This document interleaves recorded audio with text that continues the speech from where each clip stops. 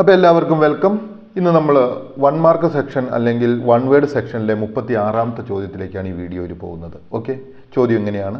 In humans sperms are the only flagellated cells that propel themselves towards female egg cells during fertilisation. അതായത് മനുഷ്യ ശരീരത്തിൽ sperm അല്ലെങ്കിൽ പുരുഷ ബീജം are the only flagellated cell, അതായത് flagellated രീതിയിൽ യാത്ര ചെയ്യുന്ന അല്ലെങ്കിൽ ചലനം നടത്തുന്നത് ഏക സെല്ല് എന്ന് പറയുന്നത് സ്പേമാണ്. അതെങ്ങനെയാണ് ചെയ്യുന്നത്? പ്രൊപ്പൽ ദംസെൽഫ്, അവ സ്വന്തമായിട്ട് പ്രൊപ്പൽ ചെയ്യുന്നു. അതായത് ഈ കപ്പൽ പോകുന്നത് പോലെ, ഒരു പ്രൊപ്പല്ലർ പോകുന്ന പോലെ എങ്ങോട്ടാണ്? ടുവേഡ്സ് ഫീമെയിൽ എഗ്, അതായത് സ്ത്രീ ബീജത്തിലേക്ക് അല്ലെങ്കിൽ അണ്ടത്തിലേക്ക് അവ പോകുന്നു, എഗ്ഗിലേക്ക് അല്ലെങ്കിൽ ഓവത്തിലേക്ക് പോകുന്നു. Cells are during fertilisation. അത് സംഭവിക്കുന്നത് എപ്പോഴാണെന്ന് ചോദിച്ചാൽ ഫെർട്ടിലൈസേഷൻ്റെ സമയത്ത് സ്പേമുകൾ പ്രൊപ്പൽ ചെയ്ത് സ്വയം എന്ത് ചെയ്യുന്നു? അണ്ടത്തിലേക്ക് എത്തിച്ചേരുന്നു ഫീമെയിൽ ബോഡിയിൽ കൂടി. ഓക്കെ, ഇതിന് പറയുന്ന പേരാണ് അതുകൊണ്ടാണ് നമ്മൾ പറയുന്നത് സ്പേം മാത്രമാണ്. So in humans which cell propels എന്ന് ചോദിച്ചാൽ നമ്മൾ എഴുതുക സ്പേം എന്ന് എഴുതുക. ഇനി നമുക്ക് വന്നേക്കാണ് ഇൻ ഹ്യൂമൻസ് ഡാഷ്, അതായത് എന്താണ് നമ്മൾ അവിടെ എഴുതുക?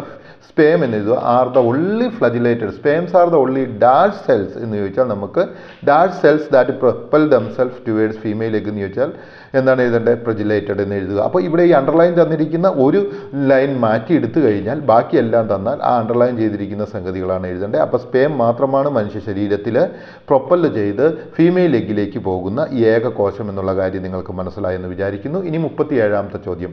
സീലിയറി ഇൻ ഹ്യൂമൻസ് മൂവ്സ് റിതമിക്കലി, അതായത് മനുഷ്യ ശരീരത്തിൽ സീലിയറി എങ്ങനെയാണ്? ഒരു റിതമിക് മൂവ്മെൻറ്റ്സ് ആണ് നടക്കുന്നത്. They constantly remove waste material such as dust, mucus and bacteria through the airways from lungs towards mouth. അതായത് what is a function of ciliary movements in humans എന്ന് ചോദിച്ചാൽ അവ എന്താണ് ചെയ്യുന്നത്?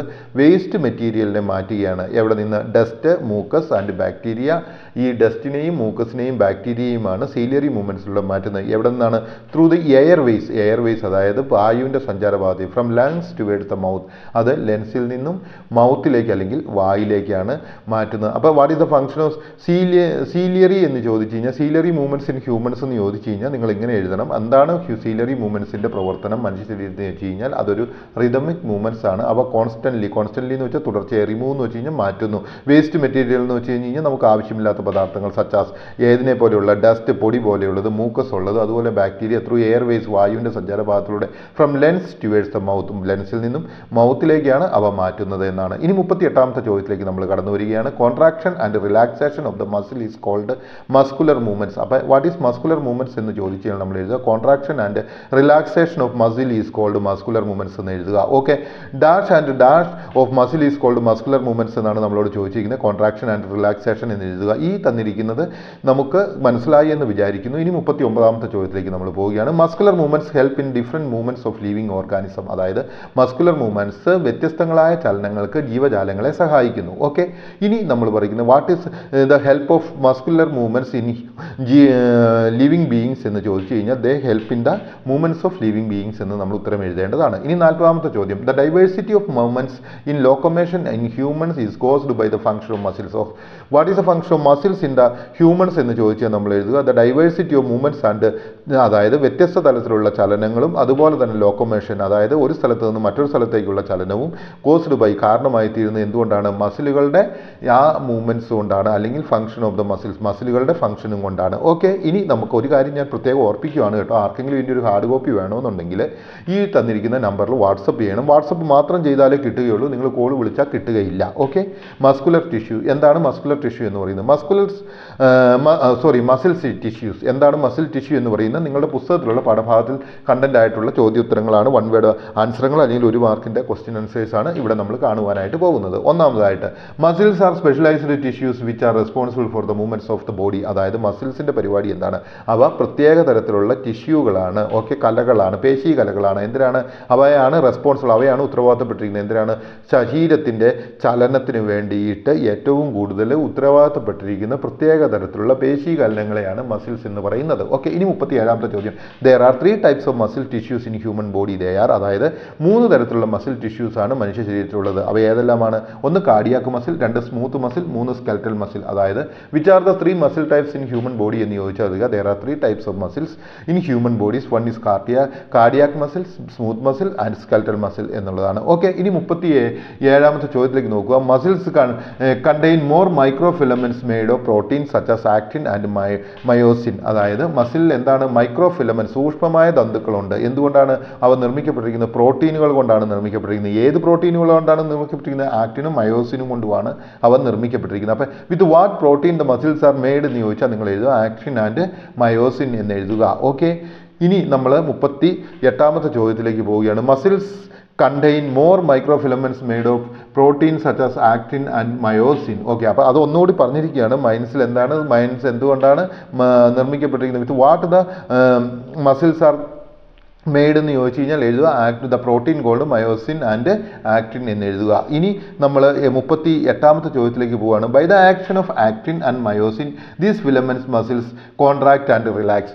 വിത്ത് what helps to the actin and myosin to contract and relax. It is the filaments of muscle filaments actin and myosin which helps the muscles to contract and relax. അതായത് മസിലിനെ contract ചെയ്യാനും relax ചെയ്യാനും സഹായിക്കുന്ന എന്താണെന്ന് ചോദിച്ചിരിക്കുന്നു. അതിന് പറയുന്ന പേരെന്താണ്?